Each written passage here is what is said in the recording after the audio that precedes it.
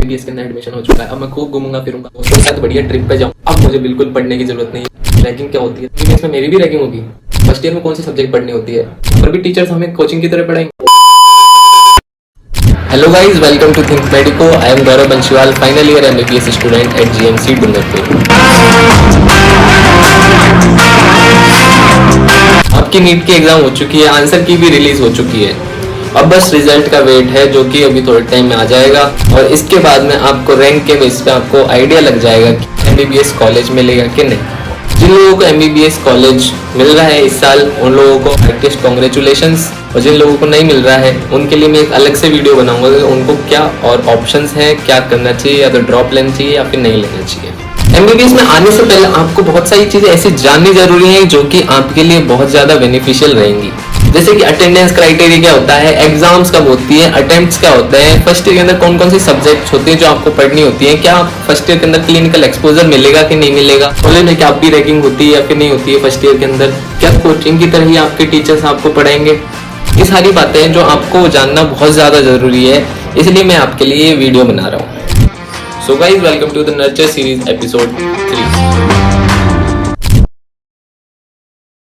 अभी तक आपने नीट की तैयारी करी है, आपने कोचिंग से पढ़ाई करी है या फिर घर पे पढ़ाई करी है, तो आपके पेरेंट्स आपको सपोर्ट करते हैं, आपको गाइड करते हैं कि कैसे करना है बेटा, कैसे नहीं करना है। और आपका रिजल्ट पर तो डिपेंड करता ही था, आपके साथ साथ वो कोचिंग पर भी डिपेंड करता है जहाँ से आपने वो तैयारी करी है। अब आपकी कोचिंग पीरियड या फिर स्कूल पीरियड खत्म हो चुका है और आप कॉलेज में आ चुके हो। यहाँ पर आपका रिजल्ट क्या रहता है, आपके एग्जाम में क्या नंबर आते हैं, आप कैसे कॉलेज के अंदर रहते हो, कैसे नहीं रहते हो, यहाँ पर जो भी करना है आपको ही करना है। आपका रिजल्ट फेल आता है, पास आता है, आपके टीचर्स को कोई मतलब नहीं है इससे। टीचर्स को भी ये नहीं मतलब होता है कि आप पढ़ रहे हो या नहीं पढ़ रहे हो। वो जो पढ़ा के जाएंगे, यहाँ पे 80 to 90% स्टूडेंट्स फर्स्ट ईयर में ऐसे होते हैं जिनको कुछ भी नहीं समझ में आ रहा था। यहाँ तक कि हमारे बैच की, मान लो हमारे बैच में क्लासेस होती थी, हमें खुद को कुछ नहीं समझ में आता था। हम पीछे बैठ के या तो सोते थे, नींद पूरी करते थे, या फिर हमारे फ़ोन चलाते रहते थे। ये रियलिटी है एमबीबीएस के फर्स्ट ईयर की। सोच के आ रहे हैं कि हम लोग काफ़ी ज़्यादा मेहनत करेंगे, पढ़ाई करेंगे, क्लासेस में जाएंगे, बढ़िया लेक्चर थिएटर्स होंगे, लेकिन तो थोड़े टाइम बाद में आने के बाद में पता चलेगा ये रियलिटी क्या है। अब आप एमबीबीएस कॉलेज के अंदर नीट क्लियर करके आते हो, काफ़ी ज़्यादा हार्ड वर्क करके आते हो, बहुत सारी पढ़ाई करके आते हो। अब आपका कॉलेज में आने के बाद में बिल्कुल भी मन नहीं करेगा कि आप किताब उठा के देखो या फिर पढ़ो।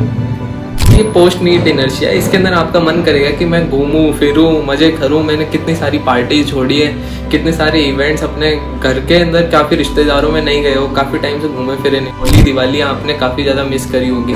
तो मन करेगा कि मैं कॉलेज में आया हूँ तो मैं काफ़ी इन्जॉय करता हूँ। हाँ, इन्जॉय करना भी चाहिए ऑब्वियसली, इन्जॉय करना अलग बात है, इन्जॉय करते रह जाना, इन्जॉय ही करते रह जाना ये बहुत गलत बात है। मैं कहना क्या चाहता हूँ इस बात से कि जब आप कॉलेज के अंदर आए हो तो आपको एटलीस्ट थोड़ा बहुत आइडिया होना चाहिए कि आपकी एग्जाम्स कब होंगी।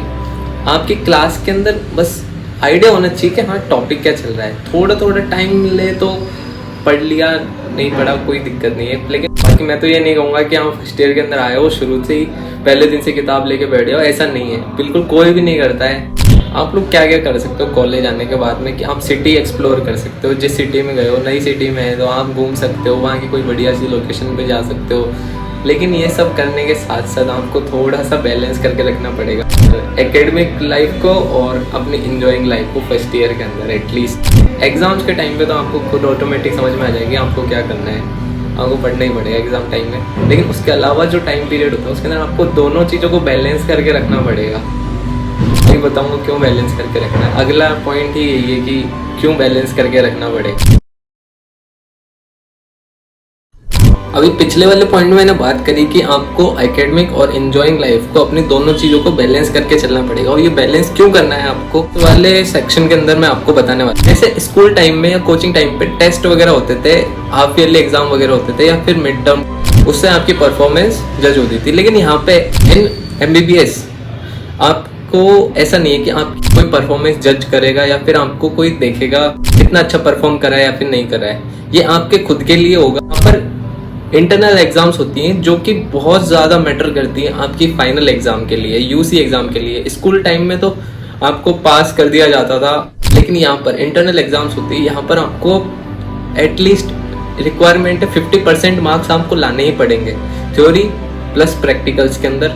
उसके बाद में आपको एलिजिबल किया जाता है कि आप फाइनल एग्जाम्स के लिए बैठोगे या फिर नहीं बैठोगे। ये इंटरनल मार्क्स डिसाइड करते हैं। साल के अंदर लगभग 2 से 3 इंटरनल होते हैं, first second internal, then final exam से पहले एक प्री यूनिवर्सिटी एग्जाम होगी। इन तीनों का टोटल मिला के आप 40 to 50% थ्योरी एग्जाम या फिर 40 to 50% आपका प्रैक्टिकल एग्जाम, ये दोनों कंबाइन मिला के डिसाइड होगा कि आप फाइनल एग्जाम्स के अंदर बैठोगे कि नहीं बैठोगे। अगर आपके इंटरनल एग्जाम्स इन सब का क्यूमुलेटिव कॉलेज के रिक्वायरमेंट के अकॉर्डिंग 40% 50% से कम रह जाता है तो क्या होगा, आप लोगों को फाइनल एग्जाम्स के अंदर नहीं बैठने दिया जाएगा, आपको डिटेन कर दिया जाएगा। डिटेन मतलब कि आप फिर उसके बाद में फाइनल एग्जाम के अंदर या तो बैठोगे ही नहीं, तो बैठे नहीं तो फिर आपको सप्लीमेंट्री की एग्जाम देनी होगी। मेन बैच के साथ में ना देके आपके जो बच्चे फेल हो जाएंगे या फिर जो प्रीवियस बैचेस के स्टूडेंट्स हैं उनके साथ में आपको एग्जाम में बैठना पड़ेगा। इसलिए आपके लिए ये इंटरनल एग्जाम्स बहुत ज़्यादा मैटर करती है। मैंने तभी बोला कि आपको एकेडमिक लाइफ को और इंजॉइंग लाइफ को, दोनों चीज़ों को बैलेंस बना के चलना पड़ेगा। इसी के साथ साथ अपनी दूसरी चीज़ आती है अटेंडेंस क्राइटेरिया। अटेंडेंस क्राइटेरिया का मतलब क्या है? अब अटेंडेंस क्यों इंपॉर्टेंट है कॉलेज के अंदर? जैसे स्कूल टाइम पे आपकी अटेंडेंस मार्क होती थी, प्रेजेंट लगाते थे आप, यस सर यस मैम करके। एमबीबीएस के अंदर अटेंडेंस का बहुत बड़ा रोल होता है आपकी एग्जाम्स के अंदर। जैसे कि इंटरनल मार्क्स का बहुत ज़्यादा रोल था, वैसे ही आपकी अटेंडेंस का भी काफ़ी ज़्यादा रोल रहता है। इसमें आपकी थ्योरी की अटेंडेंस 75% रखनी होती है, प्लस जो प्रैक्टिकल्स की अटेंडेंस आपको 80% से ऊपर रखनी होती है। फिर फाइनली अगर ये कवर नहीं हो पाती है तो फिर क्या होगा, आपको वापस से डिटेन कर दिया जाए। तो यहाँ पर आपके पास में 2 क्राइटेरियाज हैं एग्जाम में बैठने के लिए, जो कि दोनों फुलफिल होने चाहिए। हमारे कॉलेज के अकॉर्डिंग भी जिन बच्चों की अटेंडेंस शॉर्ट रहती है, जिन बच्चों के इंटरनल मार्क्स कवर नहीं हो पाते, उनको एग्जाम में नहीं बैठने दिया जाता है। ये डार्क रियलिटी है एक्चुअल में एमबीबीएस लाइफ की, कि आप लोग सोचते हो कि इन कॉलेज में आ गए अब मजे ही मजे करेंगे, लेकिन ये दोनों चीज़ों को बैलेंस बना के रखना बहुत ज़्यादा ज़रूरी है। और खासकर फर्स्ट ईयर की क्लासेस के अंदर ये बहुत ज़्यादा ज़रूरी इसलिए है क्योंकि आपके पास में टोटल 4 अटेम्प्ट्स होते हैं फर्स्ट ईयर एमबीबीएस के अंदर। इस बारे में मैं अगले पॉइंट में समझाता हूँ कि अटेम्प्ट्स क्या है, फर्स्ट ईयर के अंदर अटेम्प्ट्स का मतलब क्या है। अब आपने फर्स्ट ईयर एमबीबीएस में हो तो आपको ये भी जानना बहुत ज़रूरी है कि अगर आप डिटेन हो जाते हो तो आपको सप्लीमेंट्री की एग्ज़ाम देनी पड़ेगी, तो आपका 1 अटेम्प्ट काउंट होगा। ऐसे टोटल मिला के आपको 4 अटेम्प्ट्स मिलते हैं। अगर 4 अटेम्प्ट्स के अंदर आपने फर्स्ट ईयर एमबीबीएस क्लियर नहीं करी तो आप एमबीबीएस से बाहर हो जाओगे। If you do not complete your first year MBBS pass your first year MBBS in the 4 attempts, you will out of the MBBS. वापस आप 12th बेस स्टूडेंट आ जाओगे। आपको दोबारा से नीट प्रिपेयर करना होगा अगर आपको एमबीबीएस दोबारा लेनी है तो। लेकिन डरने वाली बात नहीं है, most of the students clear कर लेते हैं। कोई 1-2 स्टूडेंट्स रह जाते, कोई भी XYZ रीजन रह सकता है जिस वजह से वो एग्जाम्स के अंदर क्लियर नहीं कर पाते। अब बात करते हैं अपन फर्स्ट ईयर के अंदर आपको कौन कौन सी सब्जेक्ट्स पढ़नी होती हैं।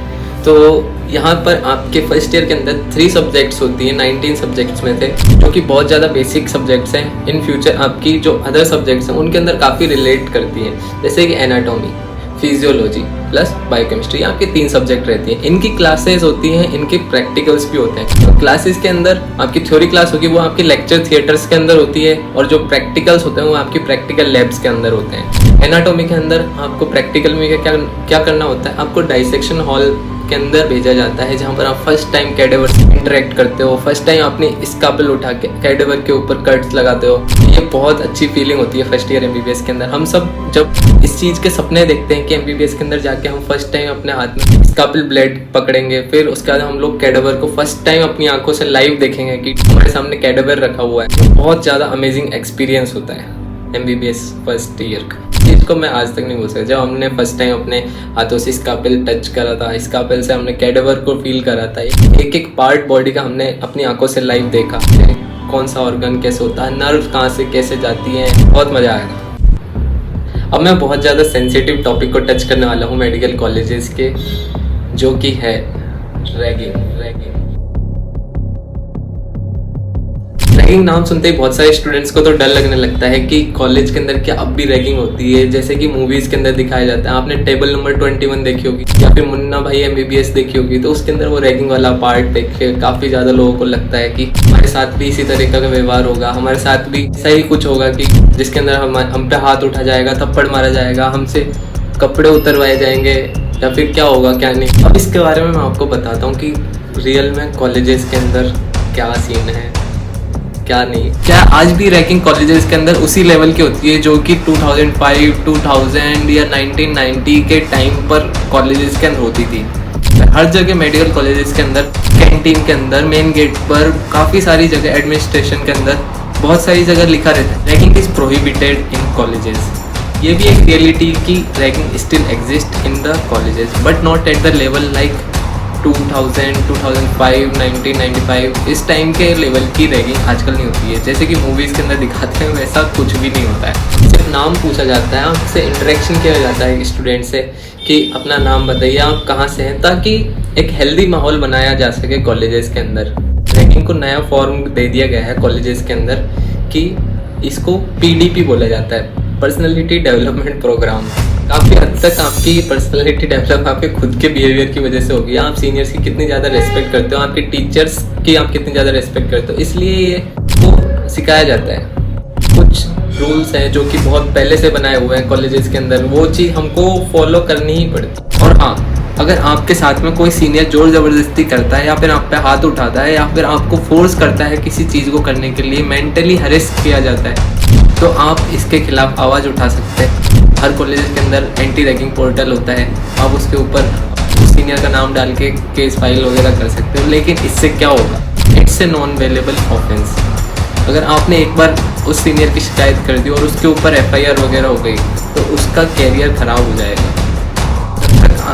आपके साथ में कुछ एक्सट्रीम ऐसा होता है तब तो आप ये चीज़ कर सकते हैं। लेकिन सारे सीनियर्स ऐसे नहीं होते हैं, बहुत सारे सीनियर्स काफ़ी हेल्पफुल होते हैं। सीनियर जूनियर रिलेशनशिप भी एक बहुत अच्छी चीज़ होती है कॉलेज के अंदर, कि सीनियर्स किस तरीके से आपकी हेल्प करते हैं, कैसे आपको आगे बढ़ने के लिए सपोर्ट करते हैं।